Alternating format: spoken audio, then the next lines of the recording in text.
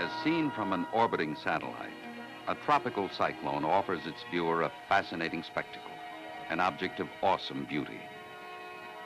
But down on the surface, here the storm is a nightmare. Its power is savage and unrelenting.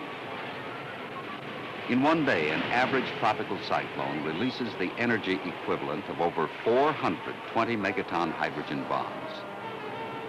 Grasped by this unimaginable force, ships can literally be torn apart. Storm-battered propulsion and power units can render a ship helpless before the storm's fury. Loose flying and falling objects can cause injury or even death to ship's personnel. Caught in unsafe, unprotected harbors, ships may be beached or sunk. At best, costly damage to both the ship and its cargo is bound to result. Shore installations are also vulnerable to the tropical cyclone's vicious pounding. As a result of high winds, tropical storm surges, and flash flooding, destruction and death follow wherever the tropical cyclone thrusts its violence inland. For a ship, the best defense against these killers is evasion. To aid you in this defense is the purpose of this film. Depending on its geographical location, a tropical cyclone is known by many local names. In the Western Pacific, it is called a typhoon. In the Philippines, a bagyo. In the Indian Ocean and Bay of Bengal, it is simply a cyclone. In the waters of Australia, it's known as a willy-willy. Note that in the southern hemisphere, the cyclonic action is clockwise.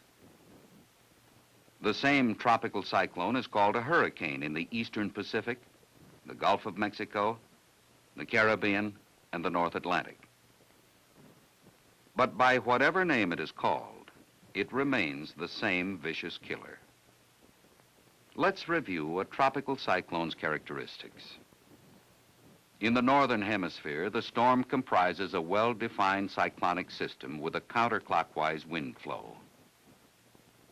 These winds may extend out from less than 100 miles to more than 800 miles in diameter. A barograph trace will show that pressure decreases when a tropical cyclone approaches, with very rapid falls in the vicinity of the intense low at the center, and subsequent pressure rises as the storm passes. The eye of a tropical cyclone may be as small as 5 or as large as 100 miles in diameter. In this area, the winds are light, the seas are choppy and confused.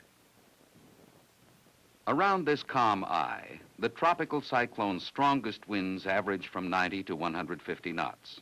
Gusts in this area have been recorded as high as 220 knots. Moving away from the eye, the winds diminish as they spiral inward from all directions. For purposes of orientation, it is convenient to divide the storm into semicircles with respect to its forward direction. For graphic purposes, the direction of movement arrow is always shown in a vertical position. If a tropical cyclone's center is standing still, the winds in the right and left semicircles will be approximately equal in intensity and opposite in direction. However, as the storm moves forward, the speed of direction is added to the winds in the right semicircle and subtracted from the winds in the left semicircle. This results in relatively stronger winds in the right and somewhat weaker winds in the left semicircle. Because of its stronger winds and resultant heavier seas, the right semicircle is considered the more dangerous semicircle. The somewhat weaker winds and seas in the left semicircle make it relatively less dangerous. To further illustrate these relative conditions, consider a ship caught in the more dangerous semicircle. Here, the wind and wave action would tend to carry it into the tropical cyclone's path. Conversely, a ship in the less dangerous semicircle would tend to be carried to the rear and out of the storm.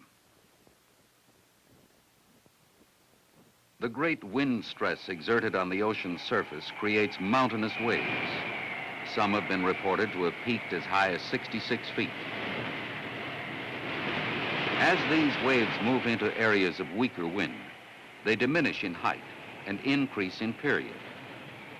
They soon become long rolling swells as they move out in front of the oncoming tropical cyclone. To an observer stationed overhead, it would appear that swells are propagating in all directions from the tropical cyclone center. Actually, swells traveling to the rear of the storm originate in the less dangerous semicircle. Those traveling forward originate in the more dangerous semicircle. These swells move much faster than the storm itself and may precede the center by as much as 2,000 miles. These advancing swells, coupled with a greater than normal amount of high cirrus clouds, are harbingers of troubles to come. As the storm approaches, the clouds steadily thicken. Rain begins to fall and steadily increases. When the sea and cloud conditions indicate an approaching tropical cyclone, the barometric pressure should be carefully checked and logged every 15 to 30 minutes. If a ship approaches the storm center from any direction, the pressure will fall. When the barometer begins to drop rapidly, the storm center is very close. Actually, a ship anywhere near this point on the pressure curve is already in considerable trouble. To avoid the storm, a ship's position relative to the eye must be known. To estimate the eye's direction from any point within the storm's circulation, the true direction of the cyclonic wind should be determined. When facing into this wind, the eye of the storm will be 100 to 130 degrees off to the viewer's right. A ship's radar can also be used to locate a ship's position relative to the storm's rain and cloud pattern. These pictures can sometimes be deceptive, so don't ignore the visual observations previously described. And remember, if you are able to make these observations, you are already within the storm's circulation. Evasion decisions must be made quickly. Today, ships of the fleet need not depend entirely on their own observations, thanks to the modern facilities of the Naval Weather Service Command. Sophisticated methods used by the Naval Weather Service make it virtually impossible for any tropical disturbance to go undetected. Orbiting weather satellites constantly scan the Earth's cloud patterns and radio back their pictures to receiving stations below.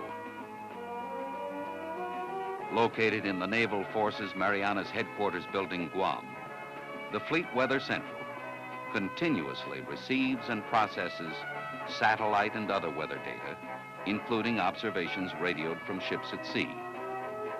Detecting a tropical disturbance results in immediate action. Orders go out to send weather reconnaissance aircraft to the scene of the disturbance to locate and track the tropical storm's eye position.